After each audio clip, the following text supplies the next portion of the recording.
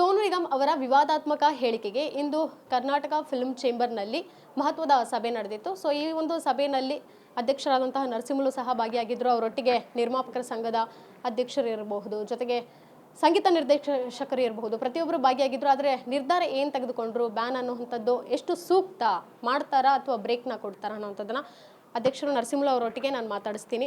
Sir ನಮಸ್ತೆ. ನಮಸ್ತೆ. ಈ ಸಭೆ ಮುಂಚೆನೇ ಆಗಬೇಕಿತ್ತು ಅನ್ನೋವಂಥದ್ದು ಎಲ್ಲರ ಅಭಿಪ್ರಾಯ. ಇಷ್ಟು ತಡ ಯಾಕೆ? ಆ್ಯಕ್ಚುಲಿ ನಾವು ಊರಲ್ಲಿರಲಿಲ್ಲ, ಆದರೆ ಎಲ್ಲರನ್ನೂ ಸಂಪರ್ಕ ಮಾಡ್ತಾನೇ ಇದ್ದೆ. ಇವರು ಮಾಡಿರೋದು ತಪ್ಪು ಅಂತಲೂ ಹೇಳ್ಕೊಂಡಿದ್ವಿ ಕೆಲವು ಚಾನಲ್ಗಳೆಲ್ಲ. ಬಟ್ ಅವರು ನಿಜವಾಗ್ಲೂ ನಮ್ಮ ಎಂಟೈರ್ ವರ್ಲ್ಡೇ ಖಂಡಿಸ್ತಾ ಇದೆ ಆ ಘಟನೆ ಬಗ್ಗೆ. ಅಂಥದ್ರಲ್ಲಿ ನಮ್ಮಲ್ಲಿ ಒಬ್ಬ ಬೆಳೆದು ಎಲ್ಲ ಆಗಿ ಆ ಸಂಘಟನೆ ಸಮರ್ಥನೆ ಮಾಡೋ ರೀತಿಯಲ್ಲಿ ನೀವು ಕನ್ನಡಿಗರು ಅದಕ್ಕೋ ಈ ಥರ ಗಲಾಟೆ ಮಾಡ್ತೀರಿ, ಅದಕ್ಕೆ ಹಿಂಗಾಗಿತ್ತು ಅಂತ ಹೇಳಿ ಹೋಲಿಸಿದಾರಲ್ಲ, ಅದು ನಿಜವಾಗ್ಲೂ ಅಕ್ಷಮ್ಯನೀಯ. ನಾವು ಎಂಟೈರು ನಮ್ಮ ಏನು ಅಂಗಸಂಸ್ಥೆಗಳಿದ್ದಾವಲ್ಲ ಎಲ್ಲರನ್ನೂ ಕರೆದು ಇವತ್ತು ಮೀಟಿಂಗ್ ಮಾಡಿದ್ದೀವಿ. ಅದರಲ್ಲಿ ಏನು ಎಲ್ಲರ ಅಭಿಪ್ರಾಯ ಒಂದೇ, ಈ ಕ್ಷಣದಿಂದ ಅವನ್ನ ನಾವು ಅಸಹಕಾರ ಕೊಡೋಣ, ನಾನ್ ಕೋಆಪ್ರೇಷನ್ ಮಾಡೋಣ, ಯಾವುದೇ ರೀತಿಯ ಸಂಘಕ್ಕೆ ಅವ್ರನ್ನ ಕರೆಯೋದು ಬೇಡಿ. ನಮ್ಮ ಇಂಡಸ್ಟ್ರಿ ಆಗಲ್ಲ, ಪ್ರೈವೇಟಿಗೆ ಸಂಘ ಇದಕ್ಕೂ ಹೋಗೋಂಗಿಲ್ಲ ಅವರು. ನಮ್ಮ ಪ್ರೈವೇಟ್ ಕಾಲೇಜ್ಗೆಲ್ಲ ಆಗ್ಬೋದು, ಇನ್ನೊಂದಕ್ಕೆ ಆಗ್ಬೋದು, ಎಂಟೈರ್ ಕರ್ನಾಟಕದಿಂದನೇ ಅವ್ರನ್ನ ಇದನ್ನು ಮಾಡೋಣ, ಯಾವುದೇ ರೀತಿ ಅವ್ರಿಗೆ ಸಹಕಾರ ಕೊಡೋದು ಬೇಡ ಅನ್ನೋ ಒಂದು ತೀರ್ಮಾನ ನಾವೆಲ್ಲ ಅಂಗಸಂಸ್ಥೆಗಳು ಸೇರಿ ತೊಗೊಂಡಿದ್ದೀವಿ. ಆದರೆ ಎಲ್ಲೋ ಕಾಲೇಜ್ ಇರ್ಬೋದು, ಬೇರೆ ಈವೆಂಟ್ ಎಲ್ಲಾದರೂ ಆದರೆ ಅವ್ರ ಇಂಟ್ರೆಸ್ಟಿಂದ ಕರೆಸ್ಕೊಳ್ಬಹುದಲ್ವಾ? ಇಲ್ಲ, ನಾವು ಅದಕ್ಕೆ ಏನು ಮಾಡ್ತಾಯಿದ್ವಿ, ಈಗ ಇವತ್ತು ನಮ್ಮ ಕಮಿಷನರ್ ಸಾಹೇಬೇ ಒಂದು ಲೆಟ್ರ್ ಮಾಡ್ತಾಯಿದ್ವಿ. ಯಾವುದೇ ರೀತಿಯ ನಮ್ಮಲ್ಲಿ ಏನು ಬೇರೆ ಇಂಟರ್ನ್ಯಾಷನಲ್ ಮೀಡಿಯಾ ಇವರು ಇದ್ದಾರಲ್ಲ,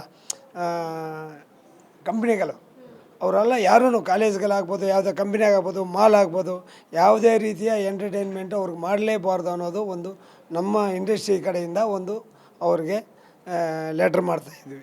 ಸೋನು ನಿಗಮ್ ಅವರು ಈ ಎಲ್ಲ ವಿಚಾರ ಗಮನದಲ್ಲಿ ಇಟ್ಕೊಂಡು ಈಗ ಕ್ಷಮೆ ಕೇಳುವಂಥ ವಿಡಿಯೋ ಹೊರಬಿಟ್ರೆ ಮುಂದಿನ ಡಿಸಿಷನ್ ಮಾಡಲಿ. ಎಂಟೈರ್ ನಮ್ಮ ಕರ್ನಾಟಕದ ಜನತೆಗೆ ಅವ್ರ ಕ್ಷಮಾಪಣೆ ಕೇಳಿದಾಗ ನಾವು ಈಗಲೇ ಚರ್ಚೆ ಆಗಿದೆ.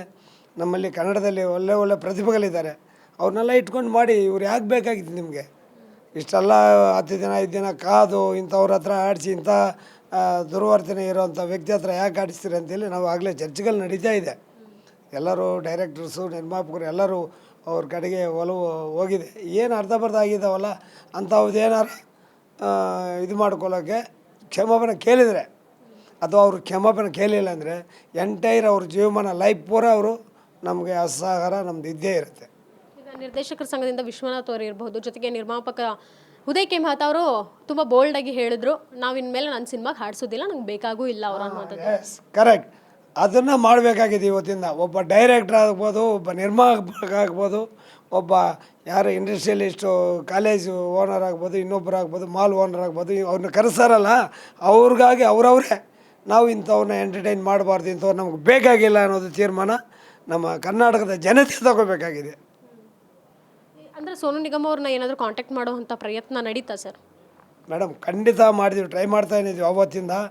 ಯಾವುದೇ ಇದರಲ್ಲೂ ಅವರು ಕನೆಕ್ಟ್ ಆಗ್ತಾಯಿಲ್ಲ, ಸ್ವಿಚ್ ಆಫ್ಗಳು ಬರ್ತಾಯಿದೆ. ನಾವು ಏನು ಈ ರೀತಿಯ ಐರತ ಘಟನೆ ನಡೆದಿದೆ, ಇದಕ್ಕೆ ಏನು ನಿಮ್ಮದು ಎಕ್ಸ್ಪ್ಲನೇಷನ್ ಕೇಳೋಣ ಅಂತೇಳಿ ಅಂದಾಗ ಅವರು ಇದು ಸಂಪರ್ಕಕ್ಕೆ ಸಿಗ್ತಾ ಇಲ್ಲ. ಸೊ ಈ ಕುರಿತು ಮುಂದಿನ ಸಭೆ ಯಾವಾಗ ಮಾಡ್ತೀರಾ? ಒಂದು 2-3 ಡೇಸಲ್ಲಿ ಫ್ರೈಡೇ ಒಳಗಡೆ ಎಲ್ಲರೂ ಕರೀತಾ ಇದ್ದೀನಿ. ನಿರ್ಮಾಪಕರನ್ನ, ಡೈರೆಕ್ಟ್ರನ್ನ, music director association, audio company ಅವ್ರನ್ನ ಎಲ್ಲರೂ ಕರೆದು ಒಂದು ಮಾತಾಡಿ ಚರ್ಚೆ ಮಾಡಿ ಎಷ್ಟು ದಿನ ಇವ್ರನ್ನ ಇದು ಮಾಡಬೇಕು, ಈ ಅಸಹಕಾರದಿಂದಲೇ ಇಡಬೇಕು ಅನ್ನೋದನ್ನು ತೀರ್ಮಾನ ಮಾಡಿ ಅವರು ನಮಗೆ ಕ್ಷಮಾಪಣೆ ಕೇಳೋವರೆಗೂ ಜೀವಮಾನವೂ ಬೇಕಾದ್ರೆ ಅವರು ನಮ್ಮದು ಇದಿರಲ್ಲ, ಅವ್ರಿಗೆ ಕೋಆಪ್ರೇಷನ್ ಇರೋದೇ ಇಲ್ಲ. ಹಾಗೆ ಮಾಡ್ತಾಯಿದ್ವಿ. Thank you sir. ಸೊ ಇದಿಷ್ಟು ನರಸಿಂಹಲ್ ಅವರ ಮಾತಾಗಿತ್ತು. ಕ್ಯಾಮ್ರಾ ಪರ್ಸನ್ ಧನುಷ್ ಜೊತೆಗೆ Keerthi Patil, guarantee news, Bengaluru. Guarantee news, ಸುದ್ದಿ ಖಚಿತ, ನ್ಯಾಯ ನಿಶ್ಚಿತ.